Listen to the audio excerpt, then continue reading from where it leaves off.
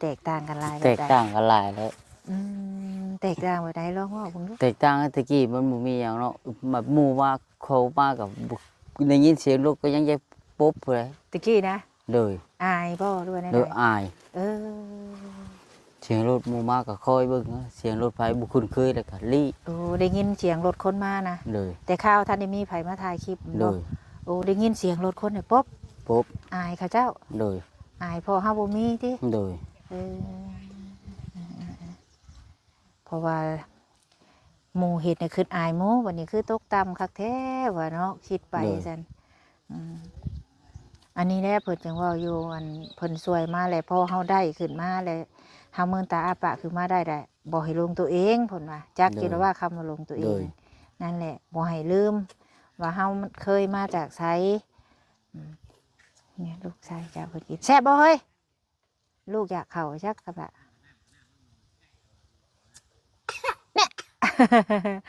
กินบ่เข้า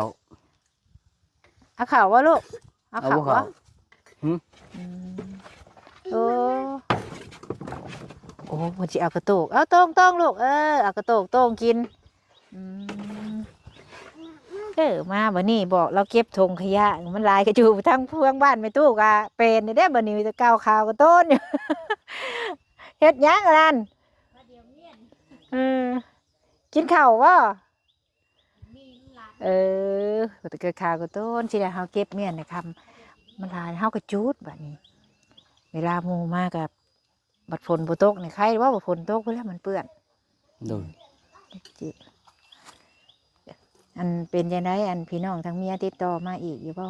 จักนำบ่จิตน้ำผู้เคยได้คุยน้ำเพิ่นนะบ่ยังเออเพิ่นเฮ็ดงานอยู่ไทยใช่บ่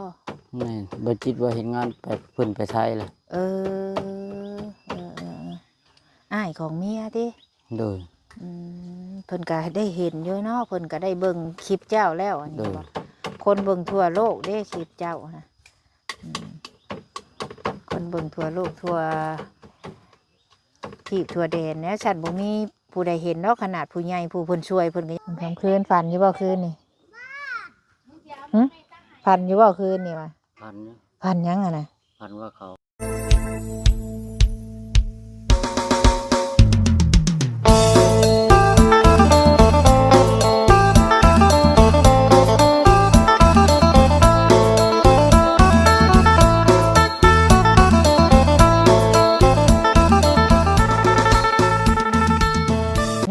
สบายดี FC เบอร์สุขุสุคนเนาะบ่ว่า FC ทั้งฝั่งลาวฝั่งไทยและต่างประเทศยินดีต้อนรับเข้าสู่ซ่องสาวบุญมาบ้านเฮาคือเก่าเด้อพี่น้องเด้อเอาพบพ่อกันมื้อนี้แวะมาหาทางเบาคำลาคือเก่าพี่น้องเนาะดีใจนำลาวพี่น้องเอ้ยในเมื่อสำเร็จเสร็จสิ้นเรื่องซื้อดินดอนตอนหญ้าเนาะถือว่ามีดินเป็นของเจ้าของแล้วเบาคำลาก็ได้ถือว่าเป็นบุญวาสนาของเราพี่น้องเอ้ยที่มีผู้ใหญ่ช่วยเหลือเราถือว่าไวพอสมควรเนาะทางเบาคำหลายนะพี่น้องเนาะเอาจังใดมานี่ก็มาฮอดมาถึงพี่น้องเลยมาหาทางเบาคำหลายพี่เก่ากันเลยพี่น้องปะเดี๋ยวเข้าไปหาเล่าก่อนพี่น้องเลยตอนนี้กับผู้ใหญ่ทุกคนเนาะที่ว่าช่วยเหลือทางเบาคำหลายพี่น้องเลยตอนนี้ก็ได้ป้าเต้อโอ้คือแดดคักแดดงามแท้มานี่พี่น้อง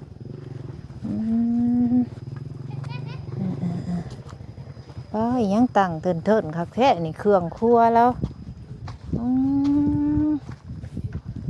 ได้เครื่องอยู่ครัวกินว่านี่ว่าเธอใส่เด้บ่านี่ป้าเธอโอ้เธอ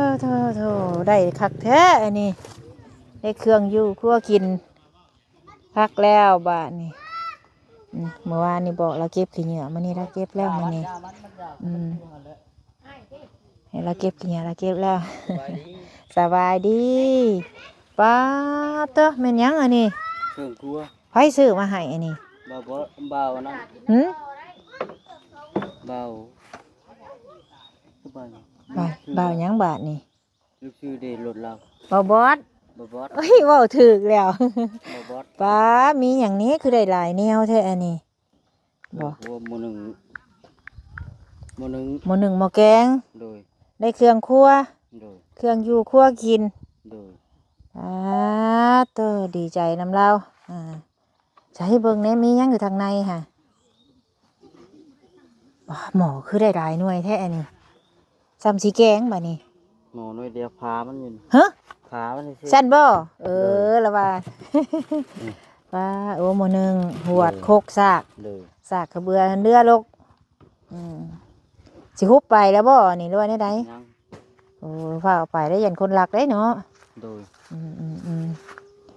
เอาไปเอาไปไล่ใบหลายคนรักไปเพราะแห้งได้ผมมีหม่องอยู่อืม นอนจะคืนได้ตูบน้อยตัวนี้ โดยตามพื้นเลย มันทำคืนฝันอยู่บ่คืนนี่หึฝันอยู่บ่คืนนี่วะ พันเนี่ย ฝันยังอะนะ พันว่าเขาใกล้มาให้ ฝันว่าเขาเอาไก่มาให้ โดย เอามาให้จักโต 2 ตัว เอามาให้2โต โดย กระเตมาอยู่นี่5,000บ่ โดย โอ้ฝันเขาเอาไก่มาให้ไก่น้อยหรือไก่ใหญ่ ใกล้พอดีเป็นห้ามนะ ไก่ผู้ดีงามติ โดย โอ้ มีซ้ำตายวัดนี่แหละซ้ำโซกปั้นเนี่ย โอ้ ไก่ลายดอก ไก่ลายอีก โดย เออเออ โดยสบายดี เดี๋ยวว่ามื้อนี้ แม่น เอาน้ำกินก่อนกินน้ โดยโอ้ฝันเอาไก่คนมาให้เอาไก่มาให้ โดย บ่เคยฝันจักเทื่อบ่แบบนี้ ยัง กระเตมานี่ได้ โดย เออโอ้ป้าได้เครื่องครัวหลายใช้เบิ่งดูในหันน่ะมีหยังนี้ให้เบิ่งนี่ใช้เบิ่งดูจกออกมาเบิ่งดูโอ้ ชามแล้วก็ ของ ถ้วยบวงมึงได้บ่เอาเพิ่นซื้อให้กะให้มันทำความสะอาดได้เด้อบ่าด โดย นี้มันล้างมันหยังได้มีเขียง โอ้โธ่มีหลายอย่างหลายแนวอรีบาทนี่เครื่องครัวดีใจบ่ โดย ดีใจแล้วแต่ข่อยยังดีใจนำเนาะเป็นหยังอะนะ เขียง เขียงก็งามเนาะ โดย โอ้เบิ่งแน่พี่น้องอันนี้แบบเพิ่นไว้บอนใส่น้ำฝนตกพอได้ตรงน้ำเนาะ โดย แข่งแดดผู้ลูกชายเจ้ามีไผมาแจ้งข่าวดียังอยู่บ่มื้อนี้ แจ้งแต่บ่เซนเมื่อวาน โอ้แจ้งได้บ่แสนแจ้ง เพิ่นว่าสิเอาเงินมา ฮะ เอาเงินมาให้ เอาเงินมาให้ โดย มาให้มื้อนี้ โดย โอ้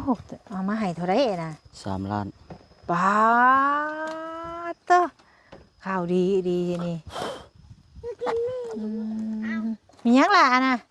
สบายดีเด้อลูก อ้ายสบายดี สบายดีพันน้องสบายดีนี่ล่ะอันนี้ไหมลูก อ้ายสบายดีไหม ไว้บังอ้ายไว้หนูมือแล้วลูกเด้บ่าวบอสเด้มาเอารถงามเด้บ่าวบอสสิมาเอารถไปเด้บาดนี้ไผบ่สบายดี กินข้าวกับหยังก็มื้อนี้ ตุ่มมีใส่ไข่ เด้เพิ่นสบายดีเด้เพิ่นยันมึงมาเอารถเพิ่น เอ้ยลูกอีตากับหลาเอ้ยเนาะยันหมูมาเอารถเพิ่นน่ะสบายดีไว้ปานยังนี่โอ้เคียงแล้วมีแต่แนวคักๆบาดนี่ในนี่มีหยังนี่ฉันกูได้เนาะเอาสิเอาเมียนใช้ก่อน ป้าไปนี่ทุกคนป้าไปเตียง ไว้เตียง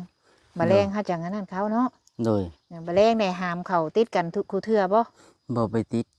เอาคือบ่เอาติดบ่ยันตกบ่ นอนทางนอกลูกนอนใน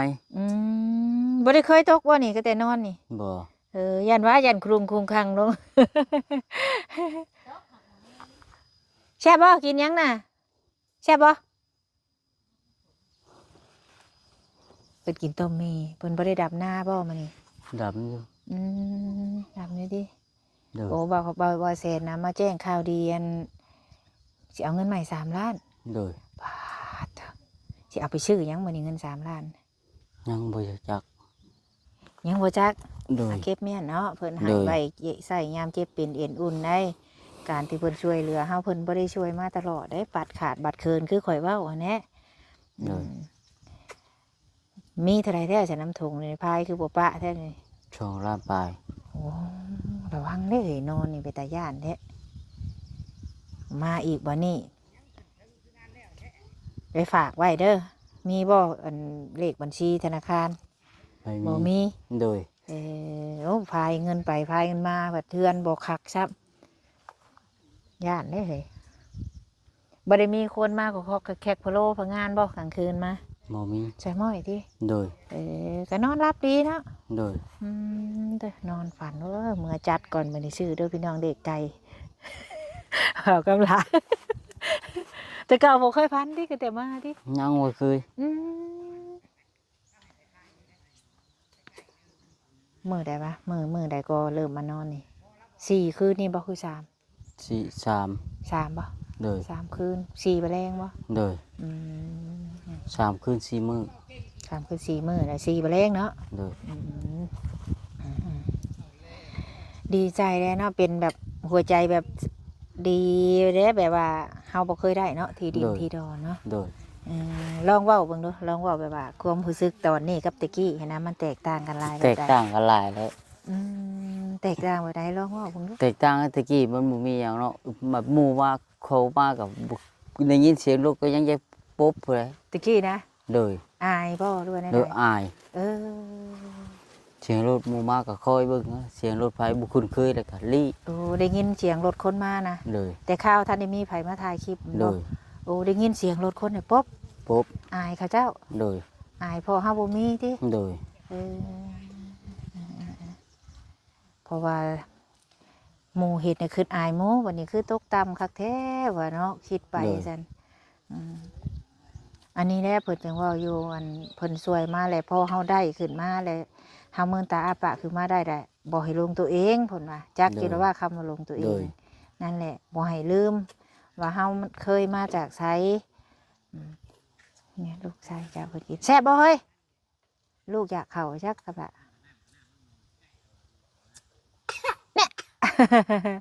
กินบ่เขา เอาข่าวว่าลูกเอา เอา ข่าว บ่เขา ว่า หึ โอ้โอ้มันจะเอากระโตกเอาต้องลูกเอากระโตกต้องกินมาบันนี้บอกเราเก็บถุงขยะมันลายกระจูทั้งพวงบ้านไม่ตู้กะเป็นได้บันนี้จะก้าวข่าวกระต้นอยู่ เฮ็ดยังอะไรนั่นกินข้าววะแต่ก็ข่าวกระต้นสิได้เฮาเก็บเมียนนะครับมันลายเฮากระจูดแบบนี้ เวลาหมู่มากับบัดฝนบ่ตกนี่ใครว่าบัดฝนตกเพื่อมันเปื้อน โดย จิอันเป็นจังไดอันพี่น้องทางเมียติดต่อมาอีกอยู่บ่ จักนำบ่จิตน้ำผู้ เคยได้คุยน้ำเพิ่นนะบ่ ยัง เออเพิ่นเฮ็ดงานอยู่ไทยจ้ะบ่ แม่นบ่จิตว่าเห็นงานไปเพิ่นไปไทยเลย เออ้ายของเมียติ โดย เพิ่นก็ได้เห็นอยู่เนาะเพิ่นก็ได้เบิ่งคลิปเจ้าแล้วอันนี้บ่คนเบิ่งทั่วโลกเด้คลิปเจ้านะคนเบิ่งทั่วโลกทั่วที่ทั่วแดนเนี่ยฉันบ่มีผู้ใดเห็นเนาะขนาดผู้ใหญ่ผู้เพิ่นช่วยเพิ่นก็ยังอยู่เมืองนอกผู้ โดย เพิ่นก็ยังเห็นแล้วเพิ่นก็ช่วยเพิ่นอีตนสงสารเพิ่นเมตตาสงสารเฮาเพิ่นในครับล่ะป้อนลูกว่าไปป้อนเพิ่นไป พอแล้วกิน เห็นลูก เดี๋ยวลิงเทียไปกิน ว่าอันเอิ้นพ่อบ่ฮะ แล้วไปกินไปก็เลยพอไป ไปพาลูกกินเนาะพากินเนาะโอ้เพิ่นเอิ้นพ่อบ่นี่ ไปกิน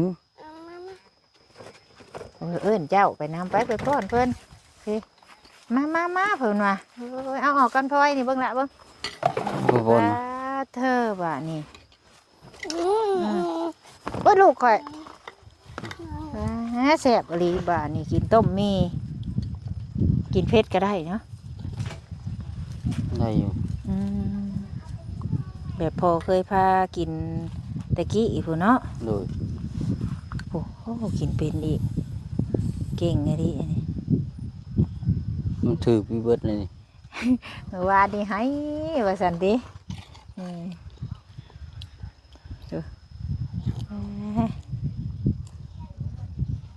เจ้าก็กินต้มหมี่บ่มื้อเช้า โดย อืมไปที่ใหม่มาแล้วบ่มื้อนี้ โดย ไปเฮ็ดหยังมา ไปเบิ่งนี่ซื่อ ไปเบิ่งกี่ซื้อ อิ่มแล้วบ่ ไปกินน้ำบาดนี่ใช้น้ำบาดนี่ อยู่เถียงพูดไป ไปเอาน้ำให้แล้ว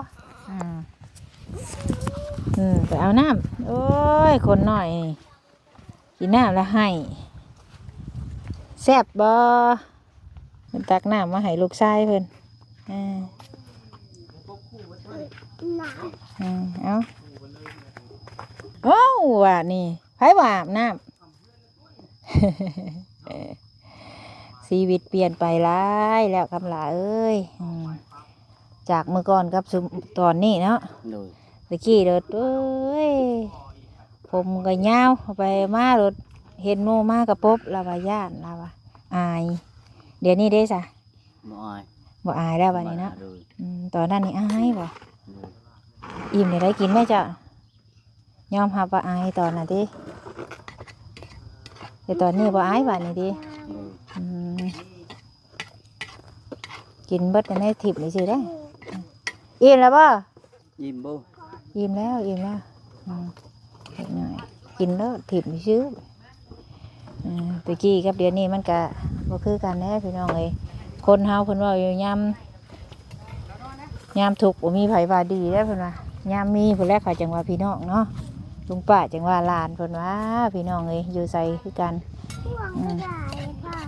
พังแน่บ่วงคือลายแท้เพิ่นน่ะจักอันนับเบิ่งดูจักอันเจ้าบ่วงลายนะนับเบิ่งดูจักอันหะจักอันน่ะนับ นับแม่ นับเป็นอยู่ปะให้ลูกเขาองเฮียนเด้อว่าละใหญ่ยังได้สิบ่เป็นหนังสือคือพ่อได้ให้ทางนี้อันใดก็สิไว้อยู่นี่อันใดก็สิไว้อยู่นี่เด้ไปตั้งไว้ตารางแล้วหันเด้ก่อน โดยไปตั้งก่อน เฮาโจมไปไว้เฮาโจมไปเมียนก่อนเฮาเอาไว้นี่บัดมันเกะกะบนจะนอนนี่แหละนี่อันนี้เป็นหยังนี่ ปอกไว้ใส่เกลือใส่เกลือใส่แป้งนัวอย่าหลินมีดเด้อลูกเด้อนี่ถ้ามีอย่างนี้อันนี้มีอยู่บ่สบู่น้ำมันเพิ่นซื้อมาให้อยู่บ่ ยัง มีบ่ฮัมป้าได้หลายแท้อันนี้ปันกันเนี่ยนะผู้จ่อก็ชี้หน่วยผู้ปันกันบ่ปันให้แน่หน่วยนึงได้หลายแท้ลูกเจ้าฮู้จักห่วงของเนาะเราฮู้จักห่วงของได้หมอหน่อยนี่เอาได้เอาเมียนเอาเมียนเอาคันบ่เมียนน่ะเอาได้ตาเด้อทางบ่าวบอดซื้อมาที่ใช้ค่ะบ่าวบอดปุ๊บบ่าวลีบ่ซื้อ โดย เอา บ่ลิ บรรลุคนบรรลุบ่าวบอดเลย บ่ลิ ตัวบ่าวลีบ่ตัวนี้ โดย ฉันบ่จ้ะบ่าวบอดทันได้มา ยัง เราคือกันได้อายกับน้องเราข่อยกันลง ข่อยกันลงเมียง อย่าไปเคาะมัน ชื่ออยู่บ่ผู้ใหญ่ไผชื่อผู้ใหญ่ชื่อได้ชื่อให้ ลืม เอา คักเลยว่ากำลานี่ผู้คนซื้อดินได้ให้ชื่ออยู่บ่ ยังอยู่ลืมอยู่ ลองเว่าเบิ่งดูชื่อไผแน่ จะชื่อนี่แหละลืมบึก ป้า ไม่เพีย แม่น้อย ไม่น้อย แม่จุลี ไม่จุลี่ไม่น้อย แม่เพชร ไม่เพชร แม่พิมพ์ ไม่พิมพ์ อันแม่น้อยพ่องวนนี่คือผัวกับเมียเพิ่นที่มาทางข่อยเองง่ายๆดักชื่อว่าคำอันน่ะแม็กเอาเพิ่นดูดน้ำเอาบ่ดำนาน่ะ โดย อยู่ใช้นาเพิ่นฮอดใช้อันนี้ น้าพุ่นตัว ชุดดอนพุ่นบ่ ลุงไปปลูกกุขาม ใช้กุขาวงามอยู่บ่เขาแล้วอ่ะ ธรรมดา ครึ่งเลย ยังไปไหว้นู่น ไปลูกไปถามว่ากินบ่หมังมูใช้หมังมูเพิ่นว่ามีรถพุ่นแล้วอ่ะ อาจารย์พี่น้องเนาะเดี๋ยวคลิปนี้ก็สิขอจบก่อนถ้าต่อกันในคลิปหน้าเพื่อนแหละเนาะจังใดก็ดีใจน้ำเด้อคำหลาเด้อ โดย ดีใจน้ำที่ว่ามีผู้รักผู้ใหญ่เพิ่นช่วยเหลือก็ดีใจแล้วแหละเนาะเอ้าจังใดก็เอ้ากินจะได้บ่เจ็บท้องบาดนี้ท้องถ่ายได้เลยสบายดีกัน สิทายบ่ แม่นั่นเจ็บท้องยังบาดนี้ อยู่ขี้เนาครุมก็เบิดชุบหนึง ขนมนะ โดย เด้อสบายดีกันครับล่ะสบายดีพี่น้องเอ้ยเนาะตอนนี้ทั้งสกุลก็โอ้ดีใจน้ำเล่าทั้งอันบอกคำละก็ได้พี่น้องเอ้ยพุ่นน่ะทั้งได้รับข้าวดีทั้งได้รับของมีแต่สิ่งดีๆเข้ามาบาดนี้พี่น้องเอ้ยเรื่องร้ายๆก็ผ่านไปเนาะบัดนี้เรื่องใหม่เข้ามามีแต่สิ่งดีๆเนี่ยดีๆพี่น้องก็ดีใจน้ำเล่าเนาะโอ้ต้นเราแต่ก่อนนี้ได้ยินเสียงรถคนมานี่ลี่เราอายเขาเราบอกกล้าให้คนเห็นเราแต่ก่อนนี่เราแต่ว่าเดี๋ยวนี้ก็บ่ได้อายแล้วเรากับปกติแล้วเราอายเพราะอย่างเพราะเราถูกเรายากเราเอาพี่น้องจังใดก็ขอบคุณทุกคนที่เขามาติดตามแล้วก็คอยให้กำลังใจเนาะในคลิปนี้สบุญก็ขอจบกันเด้อพี่น้องเด้อพอกันในคลิปหน้าสำบายดี